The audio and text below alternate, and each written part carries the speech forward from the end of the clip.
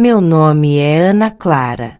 E há dores que não sangram por fora, mas dilaceram por dentro. Há 2 anos, o destino levou o amor da minha vida de um jeito cruel, repentino, sem aviso. Um acidente de carro numa estrada molhada, a caminho de casa, quando ele só queria chegar mais cedo para jantar com a gente. Se esta mensagem está falando com você, já deixa o like e se inscreve para mais histórias de fé e propósito. Lembrando que inscritos receberão histórias exclusivas todos os dias. Vamos continuar. Eu ainda lembro da última mensagem que ele me mandou no celular, antes de tudo acontecer. Separa meu prato, tô morrendo de saudade de vocês. Mas ele nunca chegou. Desde aquele dia, a vida virou uma luta silenciosa. Uma batalha que eu travava comigo mesma, todos os dias, a cada amanhecer. Eu fiquei com 2 meninas pequenas. Manuela, com seus olhos grandes que carregavam perguntas que eu não sabia responder, e Isabela, que ainda nem entendia o que tinha acontecido, mas sentia a falta do pai no colo. Nossa casa era um retrato do abandono. As paredes descascadas, o piso frio e rachado, o cheiro de mofo que a chuva insistia em espalhar. O pouco que meu marido ganhava sustentava nosso lar. Quando ele se foi, junto foram as risadas que preenchiam o ambiente, a comida quentinha na mesa e a esperança que me fazia levantar da cama sem sentir o peso do mundo nas costas. As contas se amontoavam numa gaveta da cozinha que já nem fechava direito. Papéis amarelados, ameaças de corte, avisos de despejo. A luz, cortada 2 vezes. Eu me virava com velas e a luz fraca do fogão quando o gás ainda não tinha acabado. E os vizinhos, cada um tão atolado nas próprias dores, que eu fui desaparecendo, me tornando só mais um vulto naquela rua esquecida por Deus. Eu, que sempre fui cheia de sonhos, me tornei invisível. Às vezes, nas madrugadas em que o sono não vinha e o choro me sufocava, a televisão era meu único escape. Era nela que, de vez em quando, eu via falar de um tal Rafael Monteiro. Jovem empresário, dono de um império de construtoras, milionário, acostumado a festas, viagens internacionais e capas de revista. Um homem de outro mundo. Inalcançável. Na tela, ele parecia intocável. No meu mundo, só mais um rosto bonito que nunca saberia que eu existo. Até aquele dia. Era uma manhã chuvosa, daquelas que parecem chorar junto com a gente. A água escorria pelas frestas do telhado da cozinha, pingando sem parar no balde que eu colocará debaixo. Mas naquela manhã, o balde não deu conta. A madeira podre cedeu. Com um estrondo, o telhado desabou de vez, e os cacos de telha se espalharam pelo chão de cimento batido.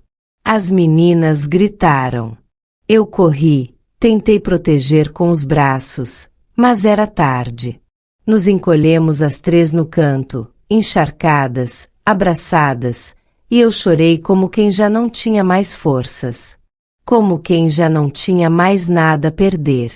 E foi ali, naquele instante em que eu desabei de vez, que o destino começou a mexer suas peças.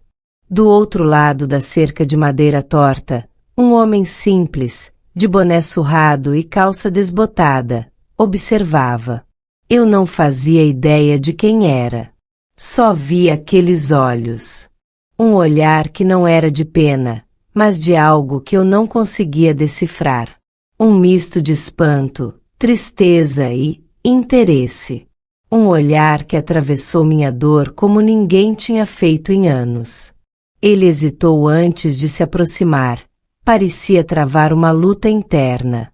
Seus passos foram lentos, o barulho da chuva disfarçando o render da cerca quando ele empurrou a madeira velha. Eu enxuguei as lágrimas com as costas da mão, envergonhada, tentando disfarçar meu estado. Mas era impossível. Eu estava destruída, por dentro e por fora. Dona, a senhora precisa de ajuda? A voz dele veio baixa, rouca, como quem não tinha costume de falar muito. Eu não respondi. Só balancei a cabeça, sem saber se era um sim ou um não. Naquele momento, qualquer gesto de gentileza era como um fio de esperança. E eu já estava tão cansada de lutar sozinha. Ele entrou, olhou ao redor, avaliando os estragos. As meninas se agarraram em mim, desconfiadas. A chuva continuava insistente, e as gotas caíam no que restava da cozinha. Ele tirou o boné, passou a mão pelos cabelos molhados, respirou fundo. Eu conheço alguém que pode ajudar a arrumar isso aqui. Se a senhora quiser, claro. Eu quis perguntar quem era, mas as palavras não saíram. Só consegui murmurar. Obrigada. Foi a primeira vez, em muito tempo, que alguém me ofereceu algo sem me cobrar nada. O homem ajeitou o boné de volta na cabeça, como se também não soubesse muito bem o que fazer dali para frente. Mas antes de ir embora, ele parou, me encarou mais uma vez e disse: Vai dar certo, dona. Vai dar certo. Ficou aquela frase no ar. E ele se foi. No dia seguinte, cedo, a mesma caminhonete velha que eu via de vez em quando passar na rua parou em frente de casa. De dentro dela, desceu um outro homem. Mais jovem, alto, de cabelos castanhos escuros, barba bem feita, camisa branca dobrada nas mangas. Mas o que mais chamava atenção não era sua roupa ou a aparência, era o olhar. Um olhar que carregava marcas de quem já tinha visto mais coisa do que gostaria, mas escondia isso atrás de uma expressão firme. Quando nossos olhos se encontraram, algo estranho aconteceu. Eu senti um frio no estômago. Um desconforto bom, se é que isso existe. Ele caminhou até a cerca, olhou para casa, para as meninas brincando com bonecas de pano, e respirou fundo. Você é a Ana Clara?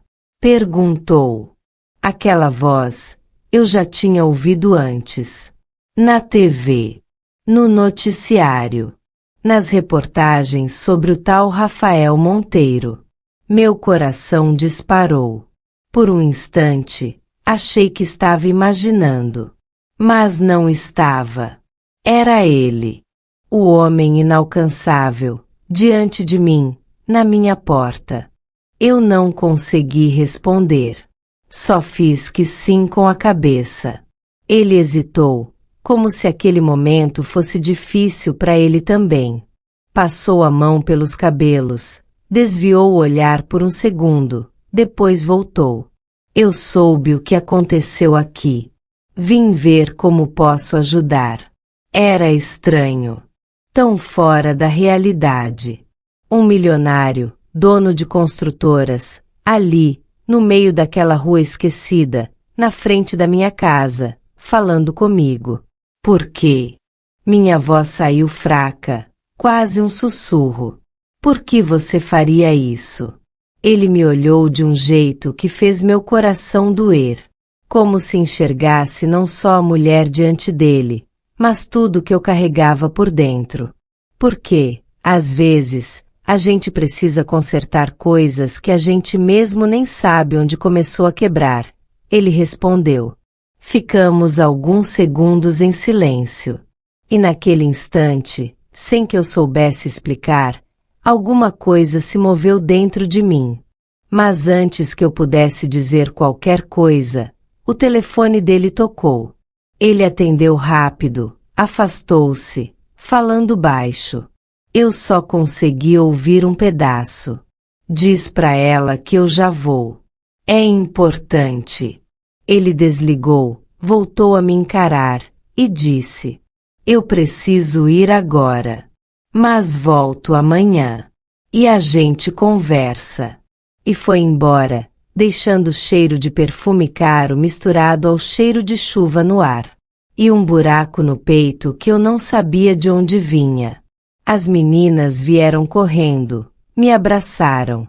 E pela primeira vez em 2 anos, eu senti esperança. Mas eu não fazia ideia de que aquele olhar, aquele encontro e aquela promessa iriam mudar não só o meu destino, mas revelar segredos que estavam muito além do que eu podia imaginar. E o pior ainda estava por vir. No outro dia, bem cedo, o céu ainda carregava um tom alaranjado e o cheiro da terra úmida se misturava com o perfume discreto das flores de laranjeira que resistiam no pé velho do quintal. Eu caminhava devagar, a alma cansada, o corpo dolorido das noites mal dormidas e preocupações que me perseguiam até nos sonhos. Fui buscar água no quintal, como fazia todo amanhecer, quando algo diferente chamou minha atenção. Ali, sobre o velho banco de madeira da varanda, aquele mesmo que meu pai fez quando eu ainda era criança, e onde tantas vezes sentei para descansar o coração, estava uma cesta enorme. Os olhos demoraram a acreditar no que viam. Arroz, feijão, macarrão, leite em caixa para as meninas, e no meio de tudo, um pacote de bolacha recheada de morango, o preferido delas. Eu me aproximei com cuidado, quase como se fosse um tesouro frágil que pudesse desaparecer se eu piscasse. Em cima da cesta, um bilhete escrito à mão, a letra simples e sincera. Para você e suas princesas. De alguém que acredita no bem. Meu coração apertou. As mãos tremiam enquanto eu segurava o papel. Olhei para os lados, o silêncio cortava o ar, só o canto distante de um sabiá. Procurei, tentei enxergar alguma sombra, qualquer sinal, mas não havia ninguém. E assim começaram os pequenos milagres. Nos dias seguintes, as coisas iam surgindo como se o vento trouxesse. A cerca de madeira, que já estava caída há meses, reapareceu consertada, os arames no lugar e as tábuas firmes. Um cobertor novo, macio e cheiroso, apareceu pendurado no varal numa manhã fria, quando as meninas ainda dormiam enroscadas uma na outra para espantar o vento gelado. Era como se alguém visse minha dor e cuidasse de nós sem querer aplauso, sem deixar rastros. A cada dia, um detalhe. Um pão deixado na soleira. Um par de chinelos novos para Maria, que já andava descalça porque os antigos não tinham mais sola. Eu perguntava aos vizinhos, sondava com cuidado, mas ninguém sabia de nada, ou fingiam não saber. Até que, numa tarde abafada, quando o céu ameaçava chover e eu varria o quintal de terra batida, ele apareceu. Dona Ana, boa tarde. A voz veio de repente, e meu coração quase saltou pela boca. Me virei assustada, a vassoura quase caindo da mão. Ali estava ele, um homem de boné, roupa simples, o sorriso calmo no rosto. Os olhos castanhos tinham uma serenidade que eu não via há muito tempo. Ele se apresentou. Sou Rafael. Moro ali perto. Vi a senhora esses dias. Percebi a dificuldade. Demorei a reagir. Era estranho, porque ele parecia tão comum, tão discreto. Nada nele denunciava quem poderia ser o autor dos gestos que vinham mudando meu destino. Mas havia algo nos olhos dele, um brilho antigo, como se carregasse o peso de muitas vidas. Sem saber quem ele realmente era, naquela hora, juro que vi um anjo disfarçado. Me perdoe se lhe assustei, continuou ele, abaixando o olhar, respeitoso. Respirei fundo, tentando acalmar o coração. O senhor é quem anda deixando essas coisas? Perguntei, a voz meio falha. Ele hesitou, passou a mão na nuca, como quem mede as palavras antes de soltá-las. Dona Ana, às vezes a gente não precisa ser parente, amigo ou conhecido para ajudar alguém. Às vezes, só basta enxergar. Aquilo me desarmou. Uma parte de mim queria saber mais, queria entender de onde vinha aquela bondade, o motivo, mas outra parte, cansada de desconfianças e decepções, apenas sentiu vontade de chorar. Eu não sei nem o que dizer. Minhas filhas, elas nunca tiveram bolacha recheada em casa, só no aniversário das primas. E aquele cobertor? O Senhor. Ele levantou a mão, interrompendo com delicadeza. Não precisa dizer nada, Dona Ana. Às vezes, o silêncio é mais bonito. Ficamos ali, por alguns segundos, apenas nos encarando.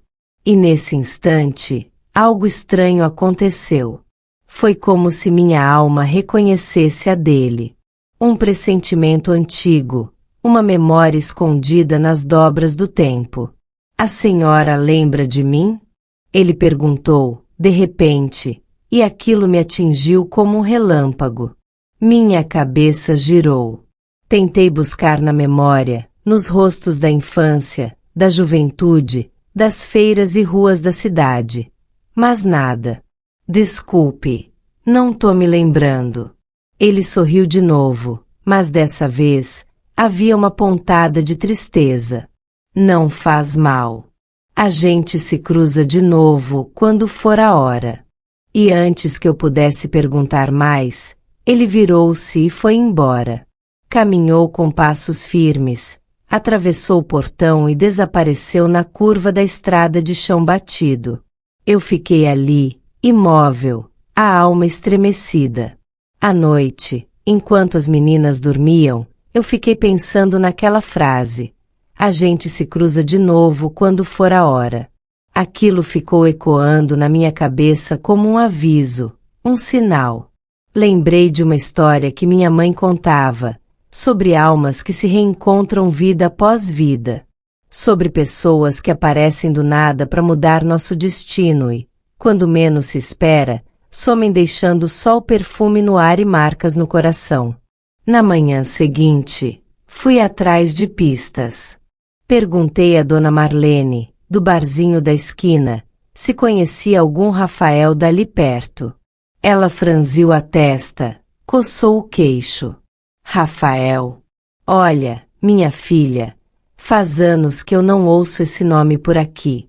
Teve um moço, sim, mas ele morreu faz muito tempo, disse, baixando a voz como quem teme despertar velhos fantasmas. Meus braços se arrepiaram. Como assim? Que Rafael? Dona Marlene. Ela contou de um rapaz bondoso que morava com a mãe numa casinha simples, lá pras bandas do riacho. Ajudava quem podia, cuidava dos velhos, carregava sacola para a senhora da feira. Mas morreu jovem, num acidente na estrada, há quase 20 anos. O nome era Rafael. Voltei para casa atordoada. Cada passo parecia pesado. Olhei pro velho banco da varanda, e ali, mais uma vez, uma cesta. Dessa vez, sem bilhete. Mas sobre o pacote de bolacha, uma flor branca. As pernas fraquejaram. Me sentei no banco, o coração disparado, as lembranças se embaralhando. Quem era aquele homem? Um vizinho? Um anjo? Um espírito? Ou alguém com um segredo antigo, que meu coração ainda não se permitia lembrar? Mas dentro de mim, eu sabia. Aquela história estava só começando. Rafael começou a aparecer mais vezes. Primeiro com um simples bom dia e um sorriso discreto, depois com pão quentinho debaixo do braço e disposição para ajudar a consertar o que fosse. Era o trinco da porta que vivia emperrado, a lâmpada da cozinha que insistia em queimar, ou o portão que rangia mais do que cantava. E, assim, aos poucos, ele foi se enfiando na nossa rotina sem que eu sequer percebesse. As meninas passaram a esperar por ele, disputando quem corria primeiro para contar as novidades da escola ou mostrar os desenhos coloridos com lápis já gastos. Eu tentava não me apegar. Já tinha visto esse filme antes. Gente que chega com promessas e depois some, deixando um vazio maior do que o que encontrou. Mas Rafael era diferente. Ou, pelo menos, parecia. Numa noite de céu limpo, tão estrelado que dava até para esquecer das dívidas e do barulho da vizinhança, sentamos na calçada. Ele trouxe 2 copos de refrigerante barato e ficou mexendo no gelo como quem procurava coragem no fundo do copo. Sabe, Ana, começou, a voz rouca, meio embargada. Eu não falo disso com ninguém. Faz anos que não conto pra alma viva. Eu fiquei em silêncio, só ouvindo o som distante de uma televisão velha passando novela. Rafael ajeitou o boné surrado na cabeça, olhou pro céu como quem buscava resposta e soltou o ar num suspiro pesado. Minha mãe era costureira. Daquelas que passava a noite costurando vestido para mulher rica usar uma única vez. Meu pai. Nem sei quem foi. Ela criou a gente sozinha. Eu e minha irmã. Só que ela ficou doente. E eu era só um moleque. Vi minha mãe definhar, perder as forças, até um dia que, bom, não teve mais volta. A voz dele falhou. Eu senti um nó no peito. Conhecia bem aquela dor. A dor de perder quem deveria estar sempre ali. Eu jurei para mim mesmo, Ana, que ninguém mais que eu amasse ia passar o que a gente passou. Eu saí, corri atrás, fiz de tudo. Coisa boa e coisa ruim também. Não me orgulho de tudo, mas precisava sobreviver. Ele me olhou então. Um olhar profundo, carregado de lembranças e de uma solidão que só quem carregou o mundo nas costas desde cedo sabia o peso. Naquele instante, eu vi além do boné velho, das mãos calejadas e da barba por fazer. Eu vi o homem. O menino ferido que cresceu rápido demais e teve que aprender a ser forte na marrã. Ficamos ali em silêncio por alguns minutos. O céu continuava o mesmo, mas dentro de mim tudo tinha mudado. Com o passar das semanas, a casa foi mudando também. Rafael aparecia com tinta nova pro muro, ajudava a instalar a torneira nova que eu nunca teria conseguido comprar sozinha. As meninas voltaram a sorrir de verdade, daquele jeito que ilumina a alma da gente. E eu consegui dormir sem medo. Pela primeira vez em anos. Mas felicidade, naquele canto esquecido do mundo, nunca vinha sem aviso de tempestade. As vizinhas começaram a cochichar. Eu sentia os olhares pelas costas, os risinhos abafados na padaria, os sussurros quando eu passava. Estranho isso, né? Um homem desses, sem mulher, sem filho, se metendo na casa dela. Eu ouvi uma vez, sem querer. Outro dia, peguei Dona Neuza falando pra outra. Homem quando ajuda demais, minha filha, é porque quer alguma coisa. Aquelas palavras me feriram mais do que deveriam. Porque, no fundo, eu também tinha medo. Medo de acreditar. Medo de me entregar de novo. A vida já tinha me ensinado que quem chega prometendo muito, costuma levar mais do que trouxe. E como se não bastasse, a televisão deu o golpe final. Era um noticiário daqueles que ninguém presta atenção até ouvir um nome conhecido. Rafael Monteiro, empresário conhecido da alta sociedade paulista, está desaparecido há semanas. Fontes afirmam que ele abandonou negócios e compromissos sem explicação. Meu coração gelou. Senti o chão sumir dos pés. Era impossível. Monteiro. Rafael Monteiro. Fui até o quarto, Puxei o celular antigo e procurei na internet. Lá estava ele. Mesmo olhar, só que em foto de terno caro, rodeado de gente importante, em eventos que eu jamais pisaria. Um homem de negócios, de cifras que eu nem sabia contar. E ele ali, na minha calçada, carregando o saco de cimento, ajudando a trocar lâmpada. A pergunta veio como um trovão. Por quê? Eu me sentei na beira da cama, tentando processar tudo. Era por minha causa. Por quê? O que ele queria? Seria mais um que chegava, jogava a isca e depois sumia, deixando o coração em frangalhos. A angústia apertava meu peito. Cada cena dos últimos meses passou como um filme na minha cabeça. Os sorrisos, os gestos, as conversas à noite. Era tudo mentira? Decidi que precisava confrontá-lo. Não podia mais fingir que não sabia. E também não podia ignorar o que sentia. Na manhã seguinte, ele apareceu como de costume, com o pão quentinho e aquele sorriso torto que mexia comigo mais do que eu queria admitir. As meninas correram para abraçá-lo. E eu só consegui olhar. Rafael, a gente precisa conversar, falei, a voz mais firme do que eu imaginava ter. Ele pareceu surpreso, mas assentiu. Eu chamei pro quintal, longe dos ouvidos curiosos da vizinhança. Quem é você de verdade? A pergunta saiu seca, mas minhas mãos tremiam. Ele ficou quieto. O silêncio pesava. Só se ouvia o barulho de uma folha seca caindo no chão. Eu vi no jornal, você é Rafael Monteiro. Ele abaixou a cabeça, tirou o boné e passou a mão pelos cabelos desalinhados. Eu sou Ana.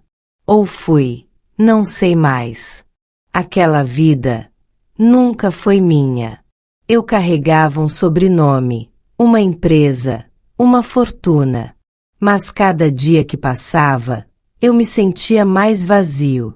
Ele se aproximou um passo, hesitante. Aqui, com você, com as meninas, foi a primeira vez que eu senti paz. Aquelas palavras me desmontaram. Eu queria acreditar, mas o medo gritava dentro de mim. E antes que eu pudesse responder, ouvimos uma voz vinda do portão. Achei você, desgraçado. Era um homem alto, engravatado, o rosto suado de raiva, os olhos brilhando de fúria. Volta agora, Rafael. Você tem contas a acertar. Eu gelei. Rafael ficou pálido. As meninas surgiram na porta. O mundo pareceu parar por um instante. E ali, entre o passado que batia a porta e o presente que implorava para ser vivido, eu precisei decidir em quem acreditar. No homem da foto ou no homem que segurava minha mão naquele momento. As coisas começaram a pesar de um jeito que eu jamais imaginei.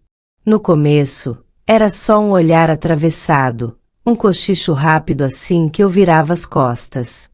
Mas logo as palavras começaram a chegar aos meus ouvidos como punhais. Ela tá se aproveitando, murmuravam algumas vizinhas na venda da Dona Lourdes.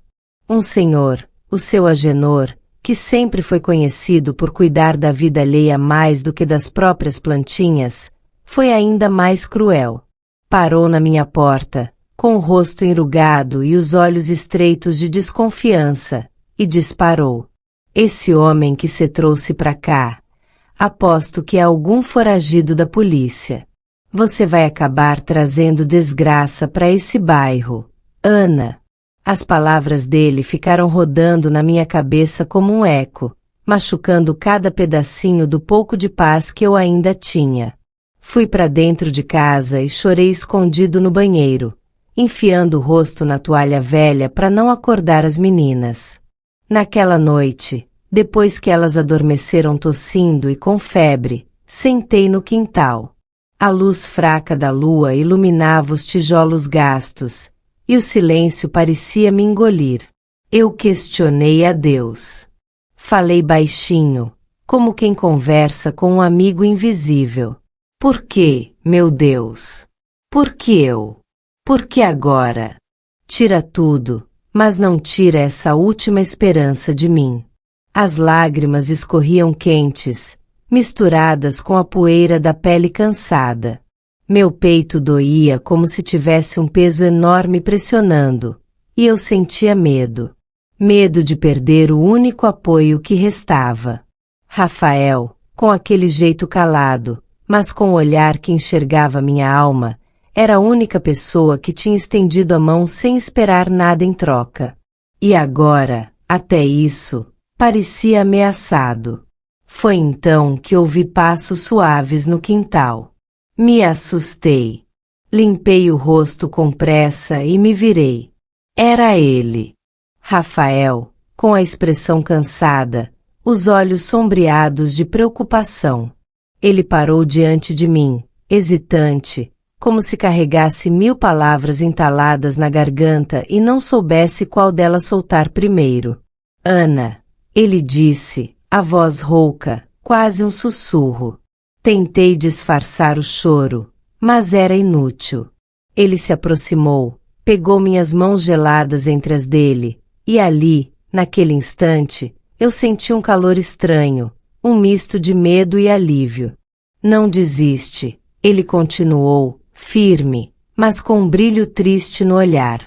Tem coisas que a gente não entende agora, mas a vida devolve. Confia. Eu queria responder, queria perguntar por que ele tinha aquele ar de quem também carregava o mundo nas costas, mas as palavras se perderam. Só conseguia sentir com a cabeça, enquanto ele apertava minhas mãos com força, como se dissesse sem palavras, eu tô aqui.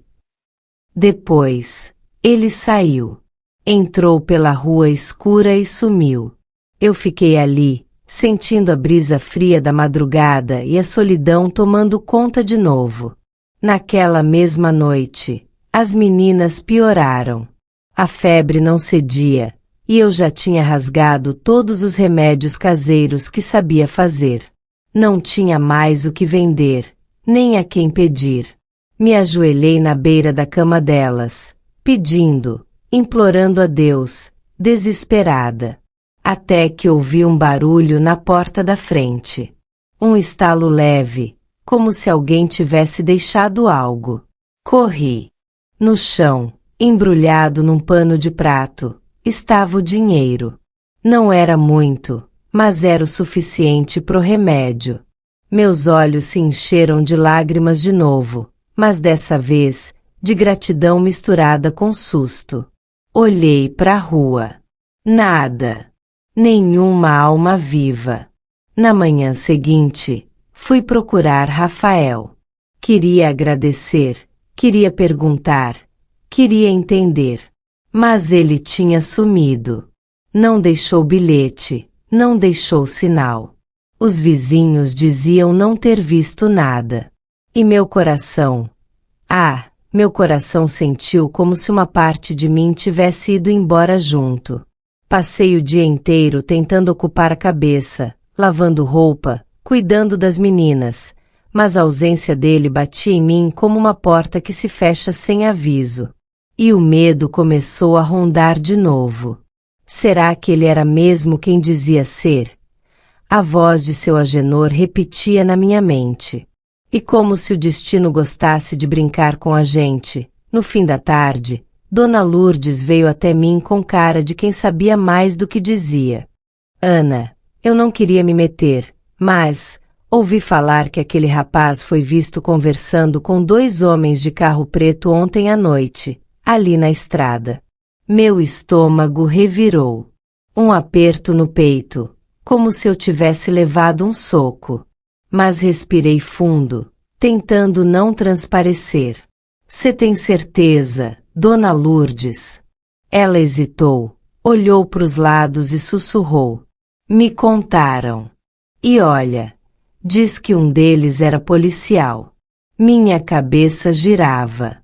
Eu não sabia mais no que acreditar.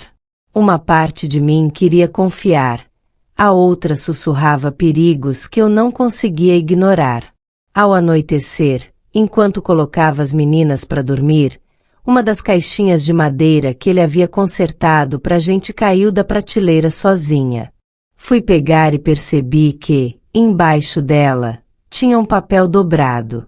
Abri com as mãos trêmulas. Perdão, Ana. Eu precisava ir. Mas eu volto. Confia em mim. O bilhete era curto, escrito com a letra dele. Mas bastou para que uma lágrima solitária escorresse pelo meu rosto. Sentei no chão, abraçada ao bilhete, sentindo o vazio daquela ausência e a dúvida cruel. Quem era, de verdade, Rafael? E se ele voltasse, eu teria coragem de deixar ele entrar de novo na minha vida? Naquela noite, deitei e fechei os olhos, mas o sono não veio. Cada barulho lá fora fazia meu coração disparar. Eu esperava ouvir a voz dele, os passos dele, a chave no portão. Mas tudo que eu tinha era o som da madrugada e as perguntas que, silenciosas, me faziam companhia. E foi quando a madrugada já ameaçava virar dia que alguém bateu na porta. 3 batidas secas, rápidas. Meu corpo gelou. Levantei devagar, o coração disparado. Peguei a lanterna, caminhei até a porta. Quem é? Perguntei, a voz quase não saiu. Nenhuma resposta.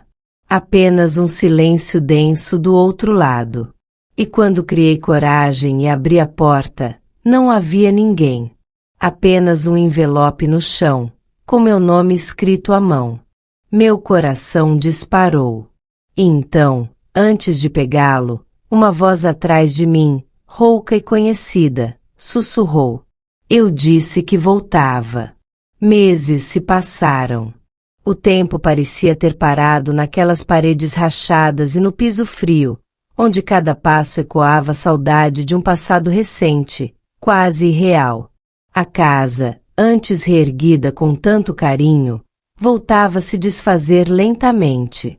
Os tijolos despencavam aos poucos, como se a vida quisesse me lembrar de que sonhos, para gente como eu, são passageiros. As meninas voltaram a dormir no mesmo colchão, apertadas, e as goteiras no teto compunham uma sinfonia triste a cada madrugada de chuva. Eu já começava a pensar se tudo aquilo tinha mesmo acontecido ou se fora fruto de um devaneio meu, nas noites em que o desespero beirava a loucura. Eu me pegava, às vezes, encarando as mãos vazias, procurando sinais de que, um dia, Rafael tinha segurado nelas, ou que o sorriso dele havia iluminado aquele chão de cimento batido. Mas só restava o cheiro do mofo e a lembrança dolorida de algo que, se aconteceu, parecia ter sido apenas para me mostrar o quanto eu podia sonhar, antes de acordar. Até que, numa manhã de domingo, o som de um motor pesado quebrou o silêncio da rua. O barulho era diferente dos ônibus que passavam distantes ou dos caminhões de lixo que vez ou outra cruzavam aquele pedaço esquecido do mundo. Fui até a janela, com o coração apertado e as mãos trêmulas, como se, lá no fundo, eu soubesse que aquele ruído carregava mais do que poeira e gasolina. Um caminhão branco, enorme, parou em frente de casa.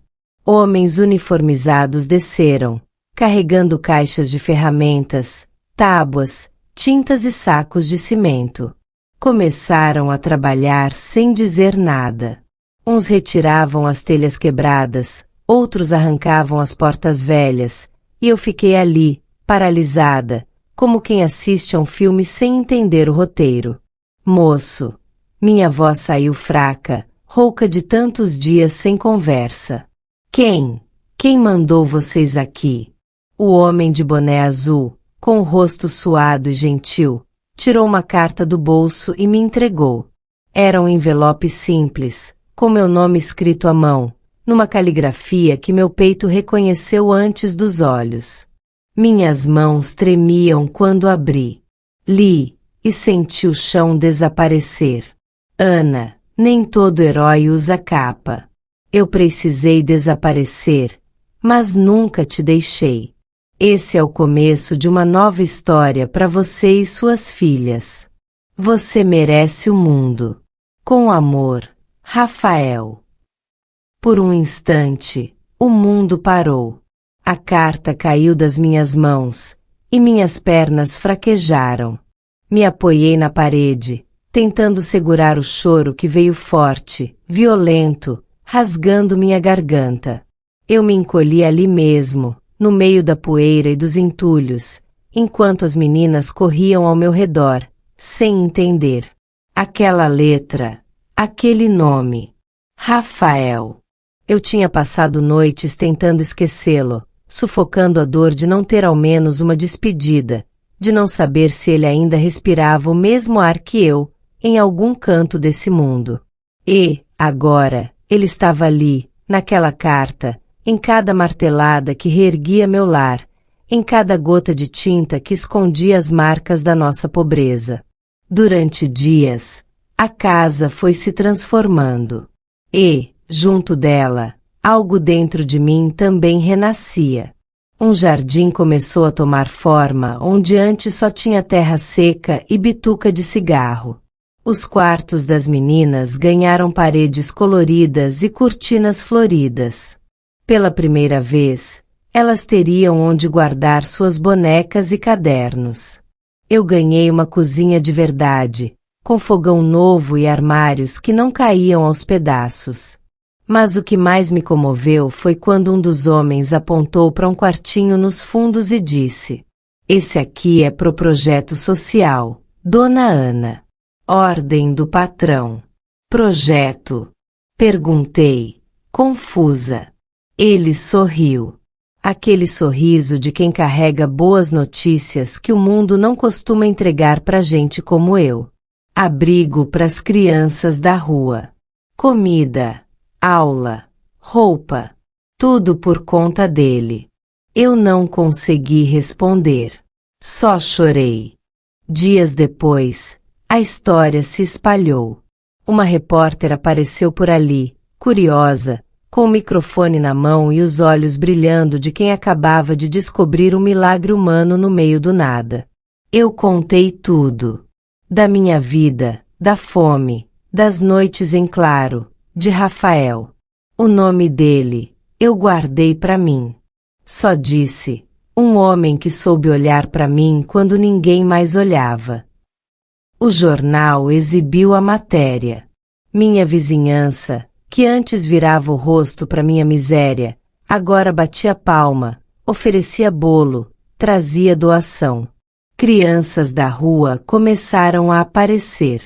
Magras, com olhares desconfiados, mas famintas não só de comida, mas de afeto. E eu dei a elas o pouco que tinha. E, no fim, descobri que amor é a única coisa que quanto mais se dá, mais se tem. Numa dessas tardes, sozinha no jardim, encontrei uma flor diferente entre as outras, plantada ali sem que eu percebesse. Um bilhete amarrado nela dizia: "Se um gesto pode mudar um destino, imagine o que você pode fazer agora. Rafael."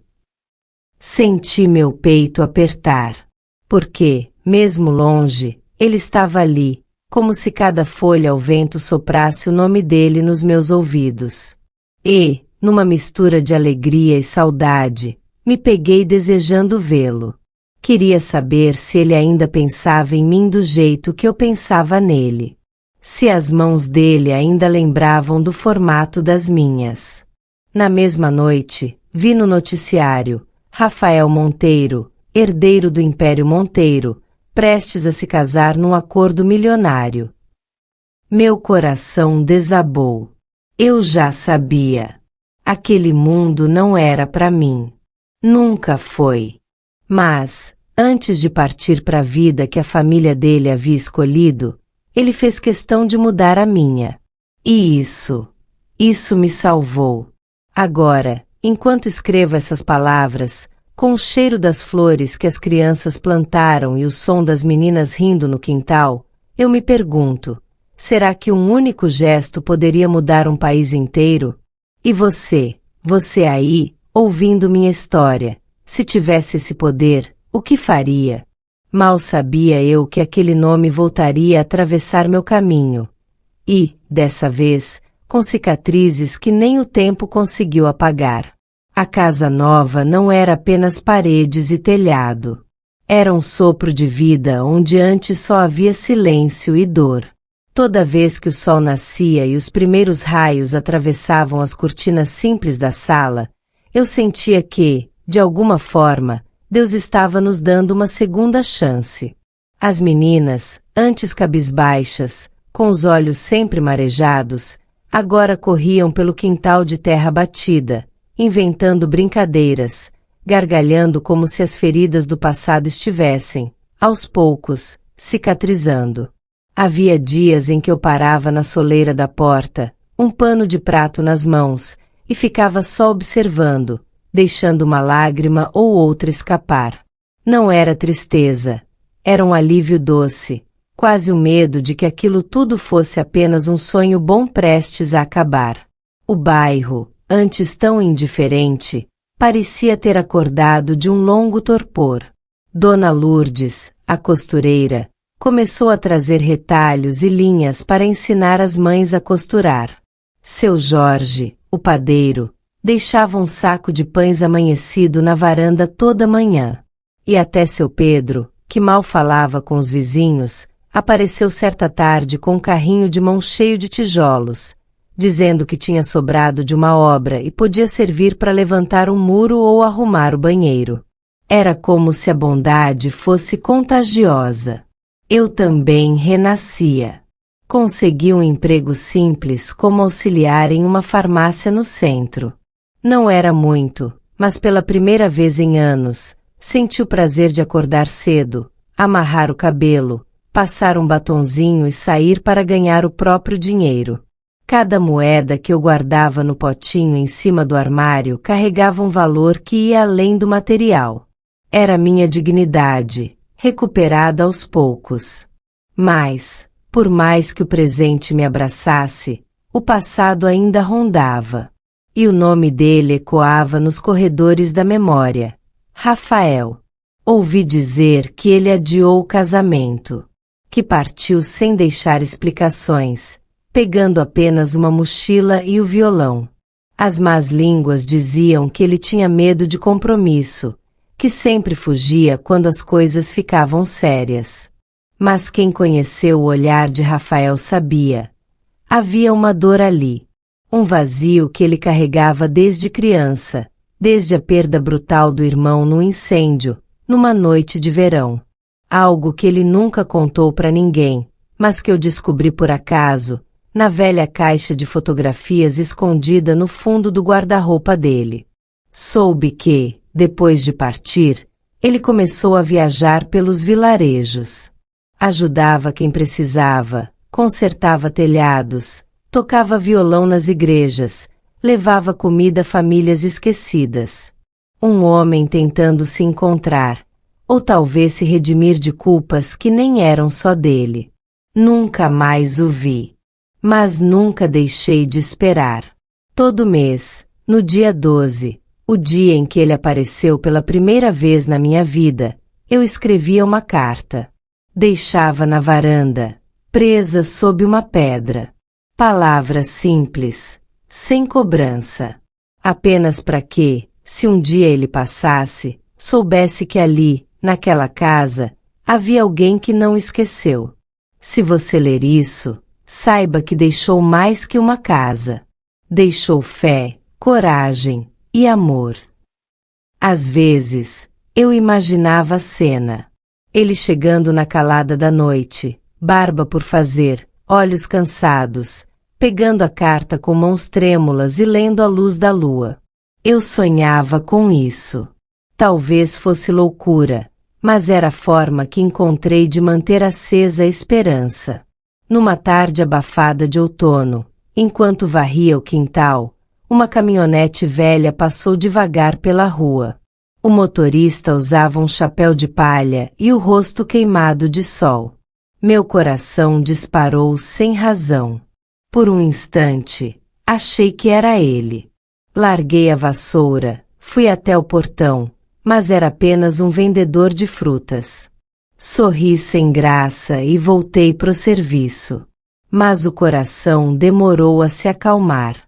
As meninas notaram. Sofia, a mais velha, se aproximou e, com aquele jeitinho doce, perguntou: Mamãe, você ainda espera por ele? Hesitei. Olhei para os olhos dela, tão parecidos com os meus, e respondi: Às vezes, filha, a gente espera por quem a alma não esquece. Ela sorriu, me abraçou pela cintura e sussurrou: Ele vai voltar. Eu sinto. Naquela noite, sentei-me na varanda, como de costume. O vento soprava suave, trazendo cheiro de terra molhada. Peguei papel e caneta, e comecei mais uma carta. Mas dessa vez, as palavras demoraram a vir. As mãos tremiam, como se pressentissem algo. Rafael, onde você está agora? Queria que soubesse que suas sementes floresceram, que as crianças riem, que as mães aprenderam a costurar, que a dignidade voltou a morar aqui. E quanto a mim, eu sigo, forte, mas não inteira. As lágrimas molharam o papel, e antes que eu pudesse continuar, um barulho vindo do portão me fez estremecer. Um pedaço de madeira rangeu. Ergui o rosto. O quintal estava escuro, e só a luz da varanda iluminava a parte da entrada. O coração batia descompassado. Chamei. Tem alguém aí? Silêncio. A respiração ficou pesada. Fui até a porta, hesitei por um segundo e abri. Lá fora, nada além do som dos grilos e do vento nas folhas. Mas quando voltei para pegar a carta que havia deixado sobre a mesinha, ela não estava mais lá. Um frio percorreu minha espinha. Alguém tinha lido. Alguém esteve ali. Meu olhar vasculhou o escuro. Um pedaço de papel preso na madeira do portão balançava, como uma resposta. Corri até lá, o coração quase saindo pela boca. Era um bilhete, escrito às pressas, com a letra torta, mas inconfundível. Eu também nunca te esqueci. As mãos tremeram. O peito ardia. Segurei o papel junto ao peito e olhei para o horizonte, onde a noite escondia segredos. Rafael estava vivo. E, de algum jeito, ele ainda me sentia. Naquele instante, soube que a história entre nós não tinha acabado. E talvez estivesse apenas começando. Hoje, tantos anos depois, sento diante desta janela onde o vento ainda dança com as cortinas e carrega o perfume das flores do jardim de Dona Carmen. A mesma janela de onde eu sonhava com um mundo mais justo, quando minha realidade era dura demais para acreditar. Eu respiro fundo e decido contar essa história, porque há momentos na vida que a gente não pode deixar se perder no tempo. Porque foi ali, na rua onde as calçadas rachavam e os postes piscavam de madrugada, que eu descobri que heróis existem. E, às vezes, estão bem do nosso lado, invisíveis, silenciosos, com as mãos calejadas e um olhar cansado, mas com uma alma grande demais para caber nesse mundo pequeno. Eu conheci Rafael numa tarde em que o céu parecia desabar em cima da gente. Eu tinha acabado de enterrar minha mãe, a pessoa que mais me defendia nessa vida. Meu pai já tinha ido embora há anos, deixando apenas dívidas e o eco de promessas vazias. Naquele dia, a dor era tanta que eu mal conseguia enxergar o caminho de volta para casa. E foi quando tropecei na calçada molhada que ele apareceu. Não com palavras bonitas, não com conselhos de livro, mas com o silêncio mais acolhedor que alguém poderia oferecer. Ele apenas estendeu a mão e me ajudou a levantar. Naquele instante, sem saber, salvou mais do que meu corpo, segurou minha alma, antes que ela se perdesse de vez. Rafael tinha os olhos de quem já viu o mundo desabar mais de uma vez, mas ainda acreditava na reconstrução. Nunca soube muito sobre seu passado. Ele evitava falar, como quem carrega fantasmas demais para dividir. Mas em algumas madrugadas, quando a cidade dormia e só o som dos grilos preenchia o ar, ele deixava escapar pedaços de si.